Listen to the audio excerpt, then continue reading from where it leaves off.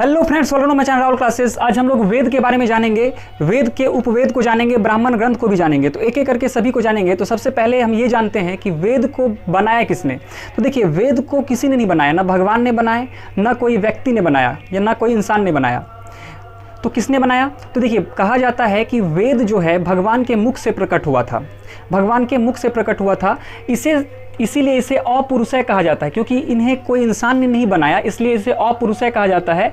ये भगवान के मुख से प्रकट हुआ था। इसके बाद संकलन यानी कलेक्शन करने का काम कृष्ण द्वैपायन वेद व्यास ने किया था। ये इनको कलेक्शन करके बुक में लिखा था कृष्ण द्वैपायन वेद व्यास ने। ठीक है। इसके बाद प्रारंभ में वेदों की संख्या 3 थी। तो प्रारंभ में वेदों की संख्या 3 थी, जिसे वेद त्रयी कहा गया। जैसे ऋग्वेद, सामवेद, यजुर्वेद, ये 3 जो वेद थे ये आपका वेद त्रयी कहलाया, क्योंकि ये प्रारंभ में 3 ही वेद थे। अभी वर्तमान में 4 हैं, हम लोग 4 पढ़ते हैं, जो अथर्ववेद एक और है। तो ये 3 वेद जो है ऋग्वेद, सामवेद, यजुर्वेद, ये वेद त्रयी कहा गया, क्योंकि प्रारंभ में वेदों की संख्या 3 ही थी। इसे अरण्यक भी कहा जाता है। ये तीनों वेद को अरण्यक भी कहा जाता है। अरण्यक उसे कहते हैं जो जंगल में बैठकर किताब लिखी जाती है, जो जंगल में बैठकर किताब को लिखी जाती है, उसे अरण्यक कहा जाता है। तो देखिए, ये जो आपका बुक था ऋग्वेद, सामवेद, यजुर्वेद, ये तीनों वेद को जंगल में बैठकर लिखा गया, इसलिए इसे अरण्यक भी कहा जाता है। इसके बाद हम बात करते हैं अथर्ववेद को बाद में शामिल किया गया। ये उस समय में नहीं था। अथर्ववेद को लगभग, ये जब वेद लिखे गए थे इसके लगभग 700-800 साल के बाद अथर्ववेद को शामिल किया गया था।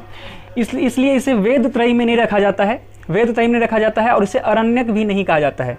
क्योंकि जब ये वेद लिखा गया था, अथर्ववेद लिखा गया तो शहरीकरण चलने लगी थी। मतलब जंगल नहीं था उस समय में, धीरे धीरे लोग शहरीकरण की ओर बढ़ रहे थे, तब ये वेद लिखा गया था, इसलिए वेद इसे अरण्यक नहीं कहा जाता है। ठीक है। इसके बाद वर्तमान में अभी तो 4 वेद हैं, जिसमें आपका ऋग्वेद, सामवेद, यजुर्वेद और एक अथर्ववेद, ये 4 वेद हैं।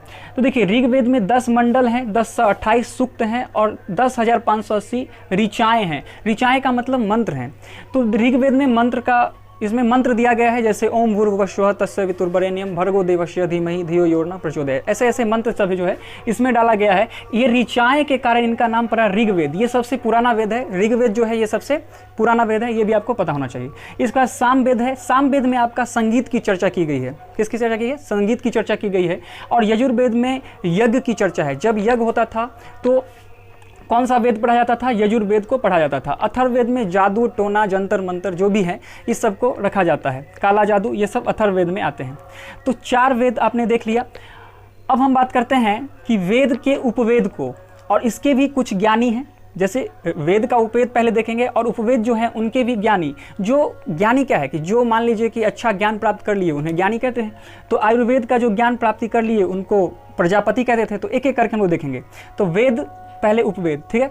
तो पहले वेद देखते हैं, इसके बाद उपवेद को देखते हैं। तो पहला है आपका ऋग्वेद। ऋग्वेद का जो उपवेद है वो आयुर्वेद है। क्या है? ऋग्वेद का उपवेद आयुर्वेद है। सामवेद का गंधर्ववेद है। सामवेद का गंधर्ववेद, ऋग्वेद का आयुर्वेद, ऋग्वेद का आयुर्वेद, सामवेद का गंधर्ववेद। ठीक है। इसका नेक्स्ट है यजुर्वेद का धनुर्वेद। यजुर्वेद का धनुर्वेद, देखिए युद्ध में यजुर्वेद किससे रिलेटेड है? युद्ध से। तो यजुर्वेद का धनुर्वेद, धनुष, पहले तो धनुष से ही लड़ाई होता है ना, ऐसे याद करने का तरीका है कि यजुर्वेद का धनुर्वेद। इसके बाद अथर्ववेद का शिल्पवेद। तो ये वेद हैं, इसके ये उपवेद हैं। तो देखिए, उपवेद क्यों है कि अगर मान लीजिए आपको वेद समझ में नहीं आ रहा है तो आप पहले उसको उपवेद को पढ़िए। जैसे व्याकरण होता है ना, हिंदी नहीं समझ में आ रहा है अच्छे से आपको, तो पहले व्याकरण को जानिए।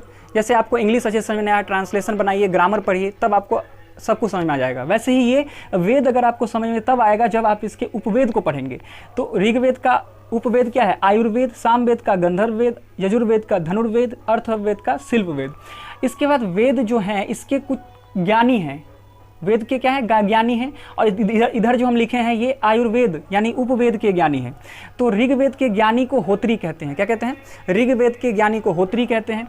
सामवेद के ज्ञानी को उद्गाथा कहते हैं। सामवेद के ज्ञानी को क्या कहते हैं? उद्गाता कहते हैं। यजुर्वेद के ज्ञानी को अधर्यु कहते हैं। क्या कहते हैं? अधर्यु। यजुर्वेद के ज्ञानी को अधर्यु कहते हैं, और अथर्ववेद के ज्ञानी को ब्रह्मा कहते हैं। तो आप देखिए फिर से एक बार, ऋग्वेद का होत्री, सामवेद का उद्गाता, यजुर्वेद का अधर्यु, अथर्ववेद का ब्रह्मा। और इधर अगर देखेंगे तो उपवेद के ज्ञानी को देखिए, आयुर्वेद प्रजापति, आयुर्वेद के ज्ञानी को प्रजापति कहते हैं। गंधर्ववेद के ज्ञानी को नारद कहते हैं। धनुर्वेद के ज्ञानी को विश्वामित्र कहते हैं। और शिल्पवेद के ज्ञानी को विश्वकर्मा कहते हैं।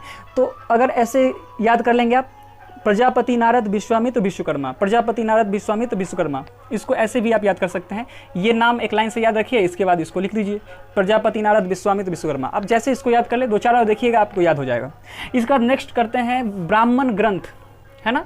4 वेदों के ब्राह्मण ग्रंथ भी हैं। तो ऋग्वेद के जो ब्राह्मण ग्रंथ है इसे कौस्तकीय और ऐत्रेय, कौस्तकीय और ऐत्रेय। तो पूछेगा कि कौस्तकीय और ऐत्रेय जो है ब्राह्मण ग्रंथ वो किस वेद का है, तो ऋग्वेद का है। तो आप ऐसे याद कर सकते हैं।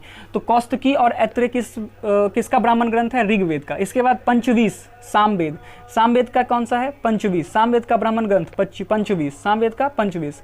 यजुर्वेद का तैत्रेय शतपथ, क्या है, यजुर्वेद का जो है वो तैत्रेय और शतपथ, थोड़ा नाम कुछ अलग टाइप का है, इसे देखेंगे तो याद रहेगा। यजुर्वेद का तैत्रेय और शतपथ। इसके बाद अथर्ववेद का गौपथ, अथर्ववेद का गौपथ।